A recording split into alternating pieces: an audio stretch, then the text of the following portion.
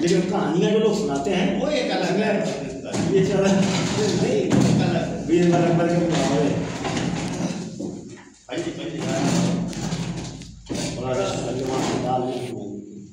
ऊपर जाओ जाके 100 जाता है। हाँ चार ऊपर जाओ कुछ ऊपर हो वही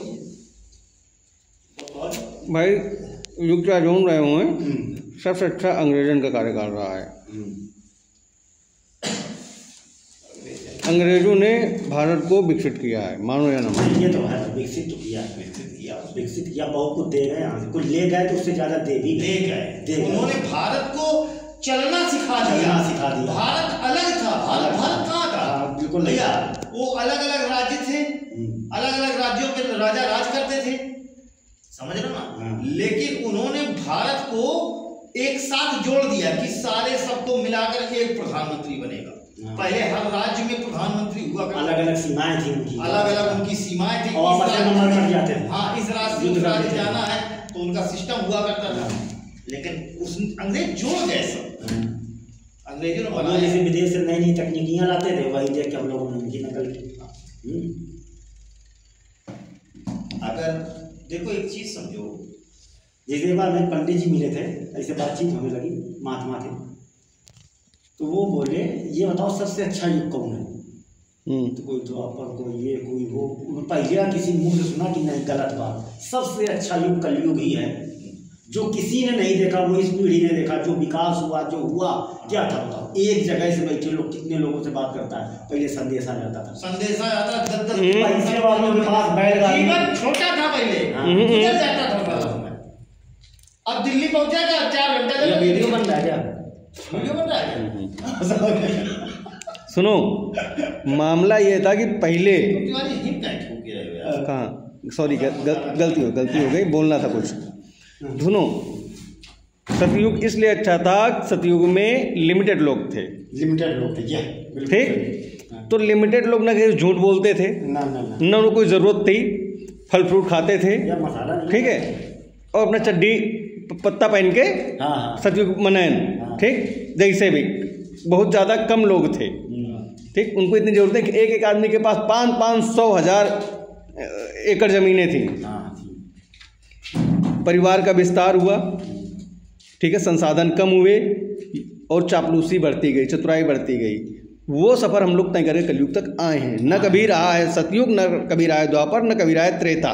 वो सब सही कह रहे हो आप, समझ गए, ठीक। सिस्टम बढ़ता है। हाँ, ईश्वर को हम भी मानते हैं, ईश्वर को हम भी मानते हैं, लेकिन समस्या यहाँ पर ये आ जाती है कि जो उस सतयुग में जिसने पूरे भारतवर्ष के लिए अच्छा किया, जो सबसे अच्छा अभिनय किया अपने जीवन में, उनका नाम था राम,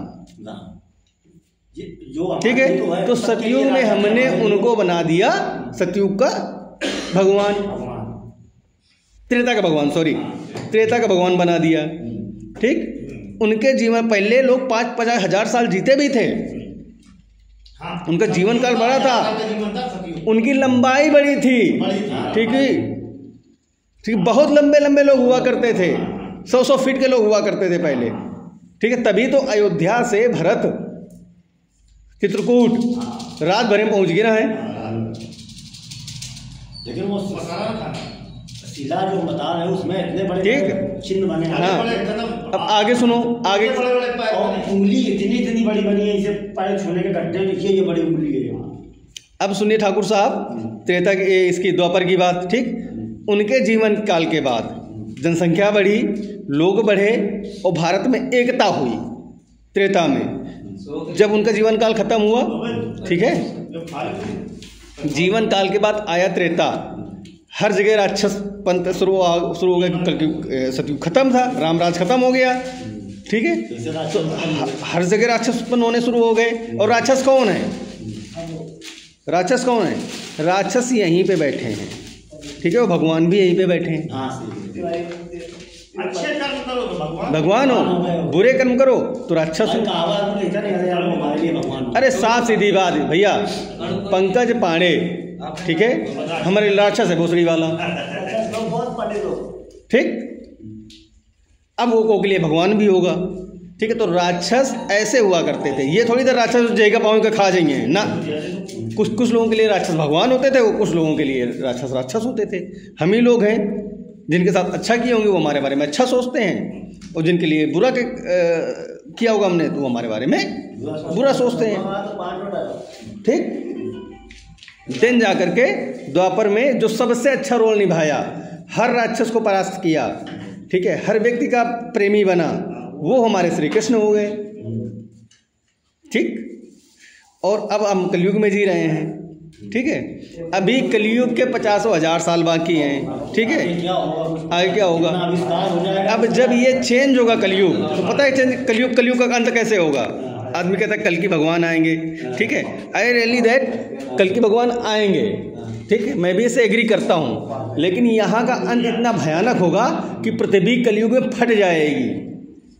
नहीं, अंत तो होगा, अब यहीं से अंत होगा। कलयुग में पृथ्वी फट जाए। अभी हम ही लोगों के बाद जो पीढ़ियाँ आएंगी, 10, 15, 100, 200, 1000 पीढ़ियाँ आ जाएंगी, पृथ्वी फट जाएगी। कलयुग का अंत यहाँ से होगा। और जब पृथ्वी फटेगी तो फिर से इसमें ओजोन परत बनेगी, फिर से इसमें पानी होगा, आग होगी, फिर बर्फ़ जमेगी, पानी होगा, फिर जीवन उत्पन्न होगा। तो फिर से तो 4-10 लोग जीवन बनेंगे, बंदर से इंसान। ठीक है, वो सतयुग में पहुंच गए। मतलब ये है कि इतना विकास जब अंत तक पहुंच जाए, हाँ, नष्ट होना है पृथ्वी को, ये होगा भगवान की जरूरतें नहीं पड़ेगी, उस दिन ये नष्ट हो जाए, फिर से उत्पन्न। अरे होएगी नहीं। एक बात बताओ, हर देश के पास 7-7, 12-12, 500 परमाणु बम हैं। ठीक है, वो तो कभी न कभी तो फटेंगे ही फटेंगे, कभी न कभी तो फटेंगे ही फटेंगे वो सब चीज़ें। विकास इतना बढ़ता जा रहा है कि पृथ्वी में छेद किया जा रहा है, तो पृथ्वी तो फटेगी ही यार। ठीक है, ये सब होना तय है, पृथ्वी का विनाश ऐसे होगा। चलिए भाई।